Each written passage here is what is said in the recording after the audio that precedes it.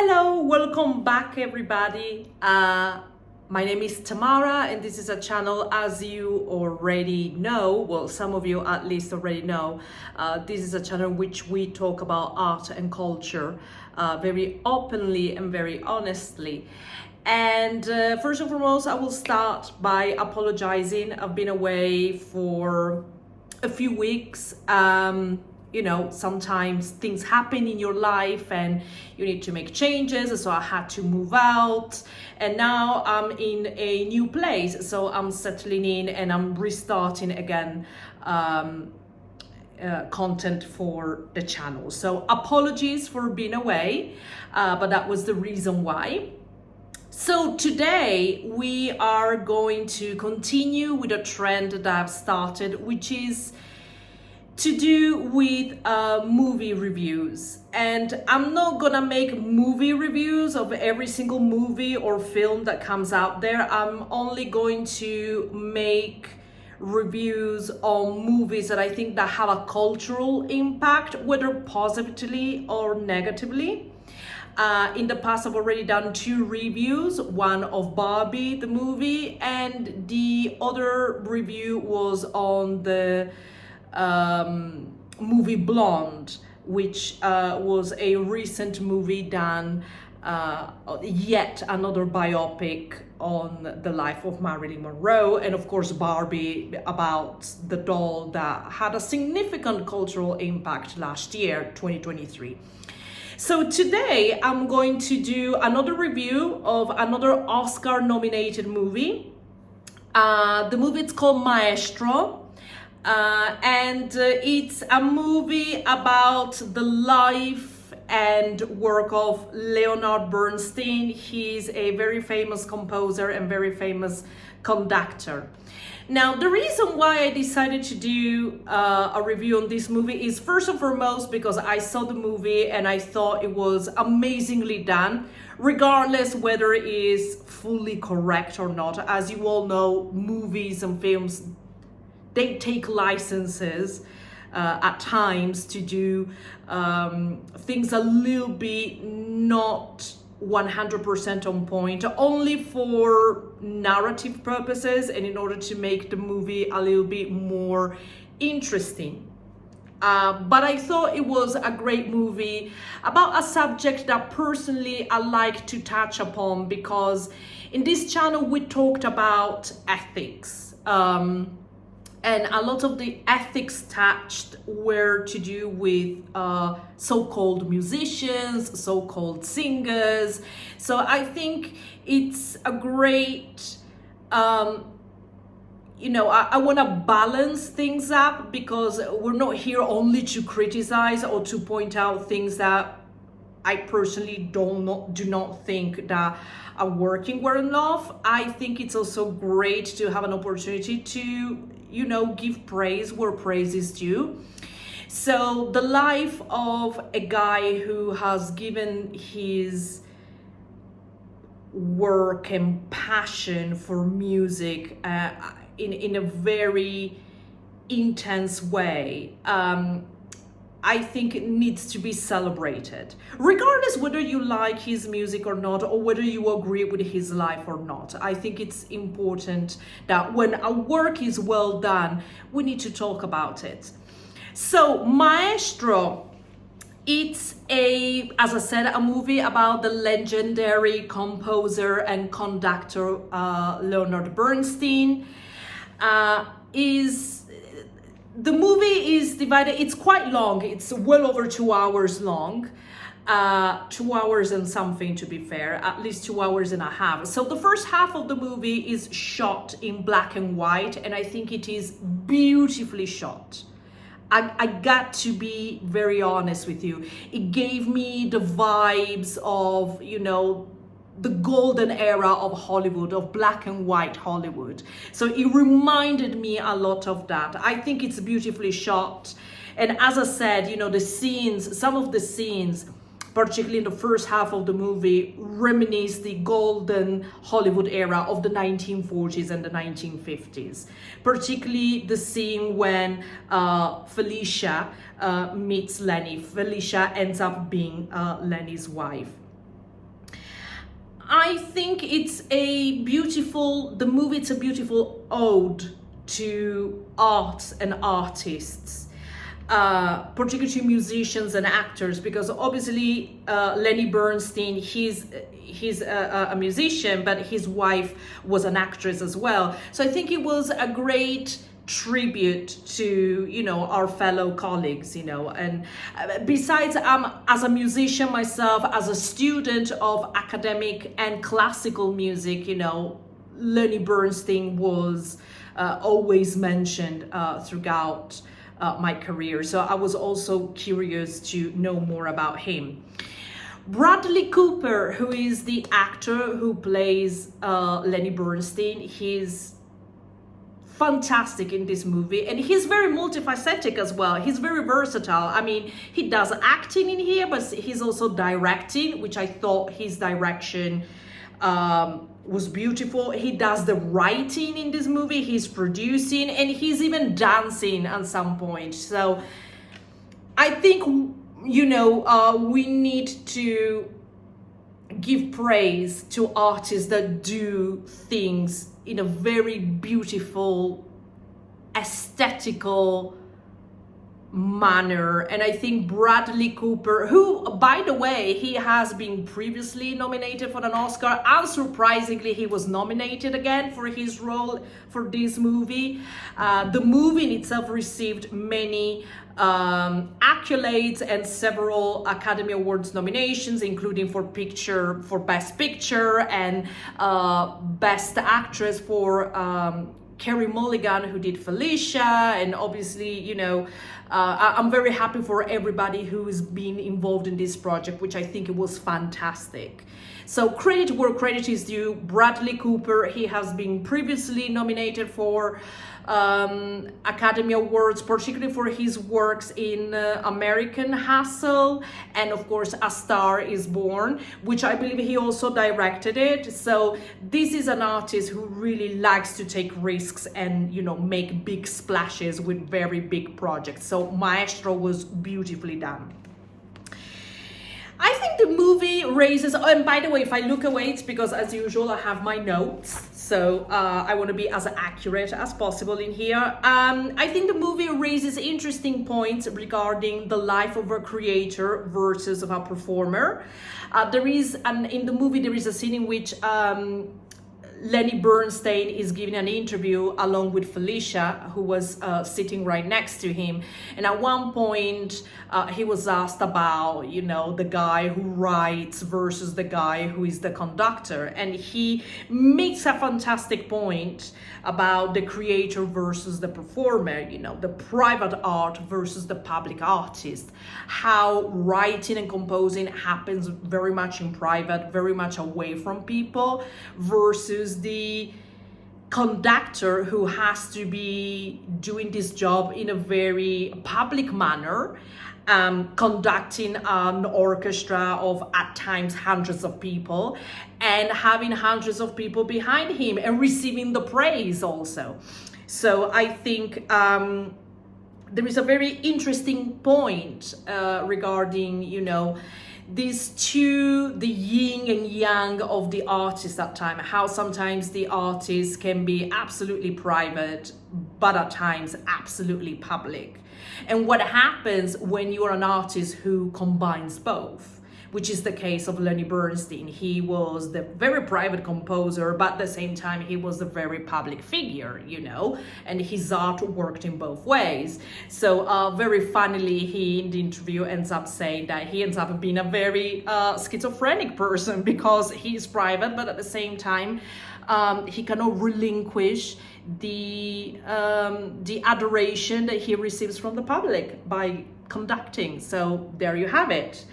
The movie plays Bernstein as a very playful character and, you know, a very interesting man, like most artists are. Beautiful music throughout the movie as a soundtrack.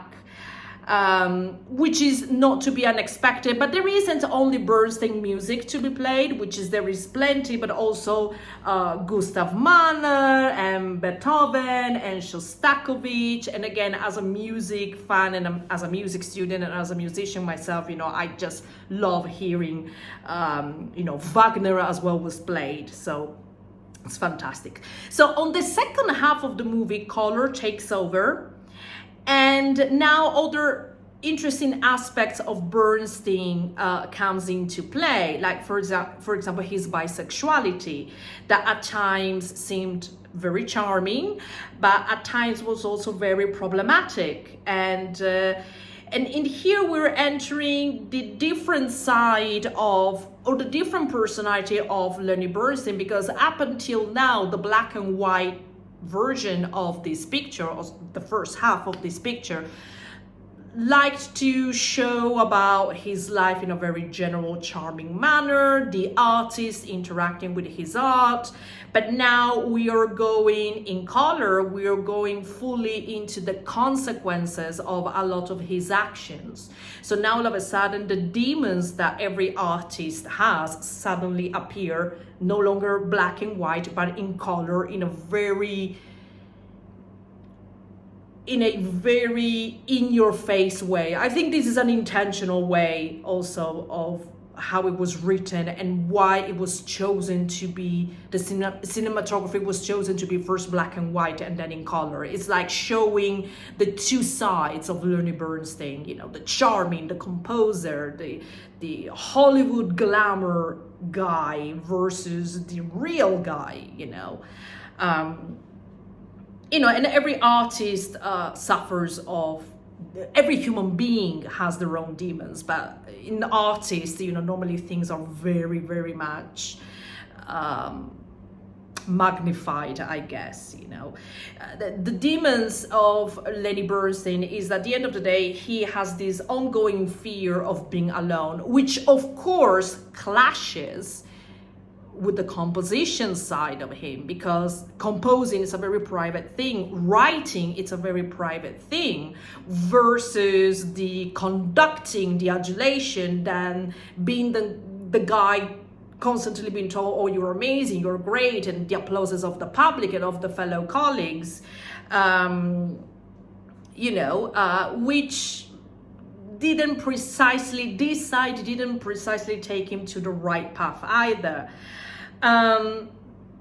This movie shows Bernstein as a man very passionate about his job, and because of the demons that he has, and also because of the bisexuality that, at the time was taboo, his behavior pains others, mainly his family. So when rumors started going around that he likes men, that pains his family for sure, 100%. And the wife, Felicia, which she wasn't stupid, she knew all along what his husband was all about. But, at one point she's like, I'm asking you to be discreet about this. And, he was everything but. And of course, the partying and the drugs, as part of this ongoing demon, problematic character that Bernstein, like every artist, can be. At one point, he says something a lot when he's arguing with Felicia. He says something very interesting, which is that gift comes with burdens. So yes, I may be very gifted, but it's not as simple as it seems. Now people are expecting things from me. I'm a great composer, so I need to keep on being a great composer. People are expecting symphonies, they're expecting compositions, they're expecting further conducting, and conducting can happen in theater, in a church, in very different places. I need to keep it fresh, I need to be relevant. This is something that every artist goes through. It's not only Lenny Bernstein, but it's like saying, look, I'm amazing, incredibly talented, but at the same time, I'm very flawed as well. So gift comes with burdens. I love specific points that Bradley Cooper has chosen to make about Leonard Bernstein as a genius, you know, the creator versus the performer. What happens right there? What happens when you are a genius? Well, gift comes with burdens. Gift comes with burdens apparently means drug addiction. He has suffered with drugs and the partying and, you know, the ambiguous lifestyle that he was having at the time, at time promiscuous as well, which is normally what would happen when you are either gay or bisexual, the hiding, but not so much the hiding, the partying, but not so much the partying. So all of this comes into play. But there is a wonderful scene in which he's conducting in a church, and you could tell that Leonard Bernstein gave his all to music, to his job, to his passion. I think Bradley Cooper was fantastic playing him. I mean, Bradley, I'm in awe of the job that he made. I'm in awe. As I said, an extraordinary performance from Cooper, but also from Carey Mulligan's. And, you know, at times the movie was funny, but also incredibly emotional, particularly on Felicia's illness. Unfortunately, she was diagnosed with cancer and she will end up succumbing to it. And needless to say, when she passes away, I was sobbing violently at her death. Which is a fantastic journey. The movie is a great journey. Black and white to color. Ridiculousness, charming to tragedy. It's the journey of life. And the transition from classical music to pop music further points out the duality of this genius. You know, at the end of the movie ends up not with his obvious death, but, you know, there is this scene in which he's dancing in what I assume is a gay club with a guy that he just knew. I think he was a student. And they're dancing to a very different type of music that he's used to deal with. But there he is in his element and having his moment. So the duality of this genius, you know, the classical, but also the popular one, the open-minded, but also very emotionally, very emotionally at times unstable, you know, the duality of life, you know, the yin and the yang, and the good and the bad, the beautiful but the ugly too. So this is a fantastic movie, guys. If you haven't seen it, go and see it.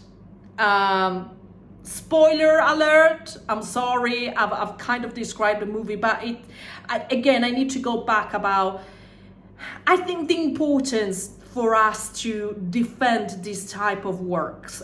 We need to do it. We need to do it because there is so much rubbish out there. There is so much stuff that it's not art and it's definitely not culture.